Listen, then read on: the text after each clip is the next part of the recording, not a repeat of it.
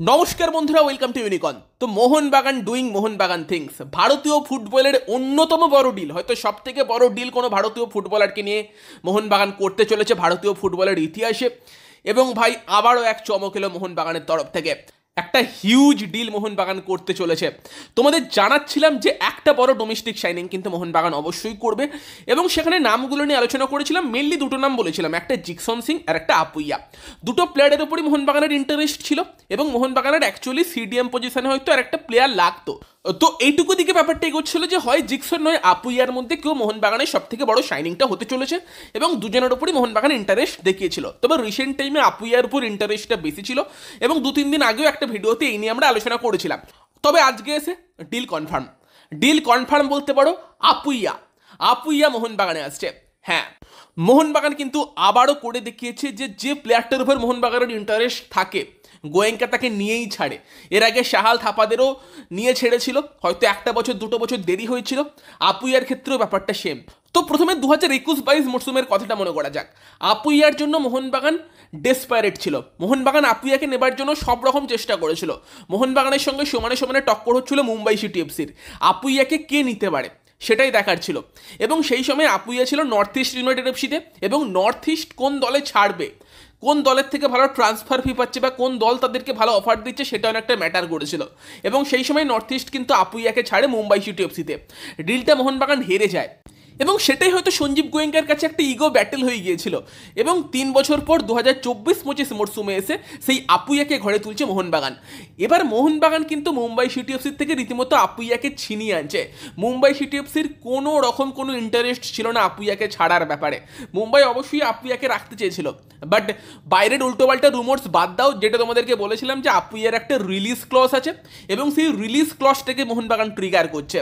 যেখানে ওই 3-3.5 কোটি টাকা মতো যে রিলিজ ক্লজটা আছে, সেটা যদি মোহনবাগান ট্রিগার করে, সেখানে যদি প্লেয়ার চায়, মুম্বাই আর কিছু করার নেই। তারা ছাড়তে না চাইলেও তারা ছাড়তে বাধ্য, কারণ কন্ট্রাক্টে সেটা রিলিজ ক্লজ আছে।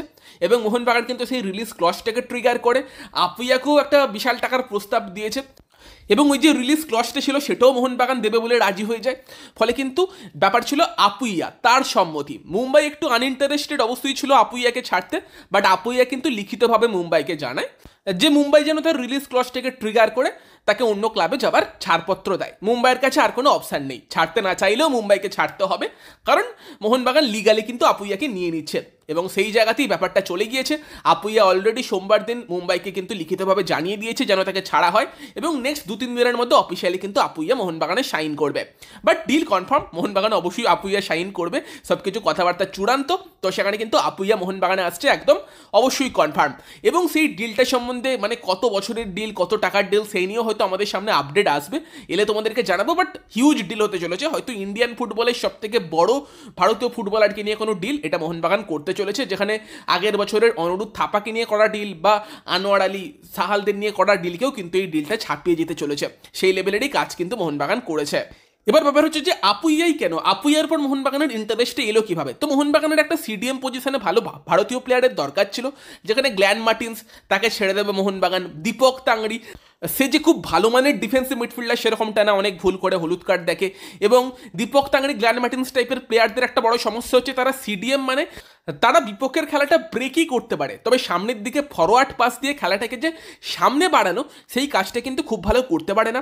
এবং তার পাশাপাশি অভিষেক সূর্যবংশী খেলেছে, যদিও ভালো খেলেছে, ইয়ং প্লেয়ার, তবে তারও যদি আমরা প্রপার পজিশন দেখি, সে কিন্তু সিএম মানে সেন্ট্রাল মিডফিল্ড খেলতে বেশি প্রেফার করে।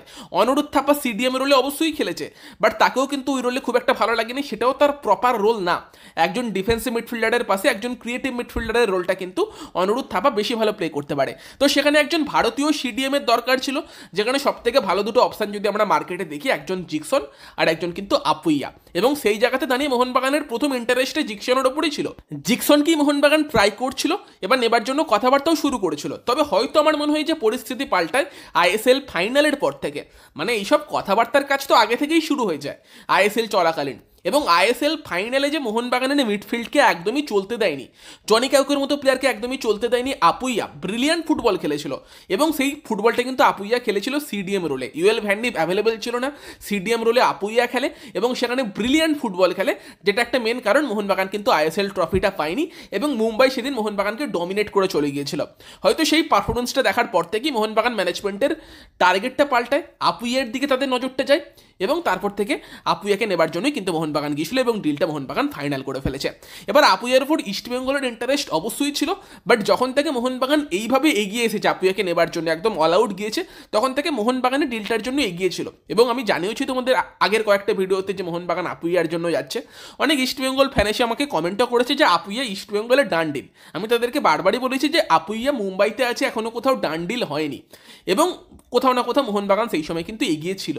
তবে সেখানেই কিছু ইস্টবেঙ্গল ফ্যানেদের জন্য খারাপও লাগছে, কারণ তাদেরকে হয়তো বারবার ভুল ইনফরমেশন দিয়ে এটা মনে করানো হয়েছে যে আপুইয়া ডিলে ইস্টবেঙ্গল এগিয়ে আছে। তবে আমার মনে হয় না রিসেন্ট টাইমে আপুইয়া ডিলে মোহনবাগানের থেকে ইস্টবেঙ্গল এগোতে পেরেছিল বলে।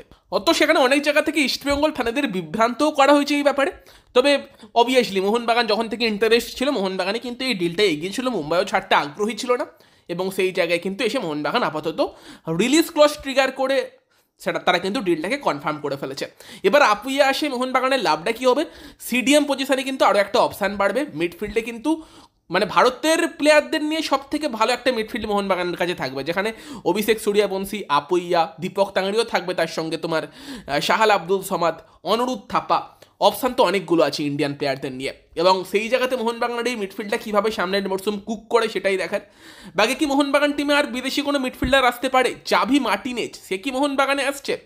তো দেখো এই রুমোর্সটাও কালকে থেকে খুব ছড়াতে শুরু করেছে যে স্প্যানিশ বিশ্বকাপ আর জাভি মার্টিনেজ যে বর্তমানে কাতার স্টার লিগে খেলছে সে নাকি মোহনবাগানে আসতে পারে, এই রুমার্স ঘোরাঘুরি করছিল। তবে এই নিয়ে আমি আপাতত কিছু শুনিনি, এই নিয়ে কোনো খবর পাইনি। ইভেন মার্কাসও কনফার্ম করেছে যে এরকম কোনো লিঙ্ক আপের খবর নেই। তো সেক্ষেত্রে জাভি মার্টিনেজের যে খবরটা সেটাকে আপাতত ফলস রুমোরই ধরতে পারো, সেই টাইপের কোনো ডিল মোহনবাগান করছে বলে খবর নেই। এবং যদি মোহনবাগান টিমের প্যাটার্নটা আমরা দেখি, যে 6 জন বিদেশি যদি মোহনবাগান সাইন করে, মানে 6 জনের বেশিও করাতে পারে, 8 জনও করাতে পারে, তার মধ্যে তোমার এখনো অবধি দিমিত্রি পেত্রাতোস, জেসন কামিংস আর ম্যাকলারেন, এই তিনটে কনফার্ম। এবার দেখো অনেকে জিজ্ঞেস করছে ম্যাকলারেন কনফার্ম হয়ে আছে? তো দেখো ম্যাকলারেন তো কনফার্ম হয়েই আছে, অফিসিয়াল অ্যানাউন্সমেন্টটা কবে আসে সেটার জন্য ওয়েট করছে। ম্যাকলারেনকে মোহনবাগানের মতো প্রস্তাব অন্য কোনো ক্লাব থেকে দেয়নি।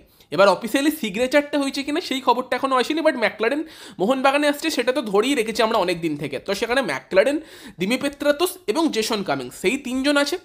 বাকি যদি 3টে বিদেশির পজিশন আমরা দেখি, যেহেতু মিডফিল্ডে কিন্তু আপুইয়া আসে, তো মোহনবাগানের অপশান বেড়েছে, সেখানে কি মোহনবাগানের আর একটা প্রপার সিডিএম এর দরকার আছে? এবার যদি মোহনবাগান 6-এর বেশি বিদেশি সাইন করায় তাহলে কিন্তু নিতেই পারে একজন প্রপার সিডিএম, বাট 6 জন বিদেশি সাইন করালে আমার মনে হয় মোহনবাগানের কিন্তু বাকি বিদেশিগুলো, যদি মোহনবাগানের টিমের ভারতীয় প্লেয়ারদের আমরা দেখি, সেক্ষেত্রে কিন্তু এইরকম করলে হয়তো বেটার হয়। একজন এমন প্লেয়ার যে অ্যাটাকিং মিডফিল্ডেও খেলতে পারবে এবং তার পাশাপাশি উইংয়েও খেলতে পারবে, একজন ভালো কোয়ালিটির বিদেশি উইঙ্গার যদি মোহনবাগান তুলতে পারে, সেটা কিন্তু মোহনবাগানকে অ্যাটাকিংলি অনেক বেশি হেল্প করতে পারে, বিশেষ করে এএফসি চ্যাম্পিয়ন্স লিগের ম্যাচগুলোয়। সেখানে যদি মোহনবাগান একজন এমন প্লেয়ারকে তোলে যে নম্বর 10 রোলটায় এবং তার পাশাপাশি হয়তো রাইট উইংয়ে খুব ভালো খেলতে পারবে, খুব একজন ভালো মানের বিদেশি অ্যাটাকিং, সেটা হয়তো মোহনবাগান টিমের অ্যাটাক লাইনকে একদম কমপ্লিট করে দেবে।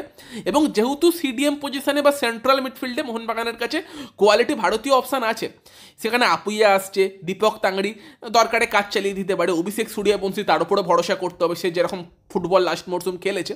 সেখানে আমার মনে হয় যে একজন ওই টাইপের বিদেশি যে অ্যাটাকিং মিডফিল্ড নম্বর 10 রোলটাতে এবং তার পাশাপাশি উইংয়ে খেলতে পারে, তো সেটা হয়তো বেটার হতে পারে। কারণ দিমি পেত্রাতোসকেও উইংয়ে খেলানো যেতে পারে, বাট তার থেকে একজন ভালো মানের উইঙ্গার যে প্রপারলি উইং থেকে অপারেট করার ক্ষমতা রাখে, তাকে নিয়ে এলে হয়তো বেটার হয়। পাশাপাশি নম্বর 10টাও যেন সেই প্লেয়ারটা খেলতে পারে এবং তার সঙ্গে সঙ্গে বাকি 2 বিদেশি যদি সেন্টার ব্যাক হয় সেটা হয়তো বেটার হবে, যার মধ্যে একজন প্রপার সেন্টার ব্যাক আর একজন সেন্টার ব্যাক তবে সিডিএম তার পাশাপাশি খেলতে পারে, অথবা এমন কোনো প্লেয়ার যে সেন্টার ব্যাক সিডিএম দুটো রোলই ভালোভাবে প্লে করতে পারে।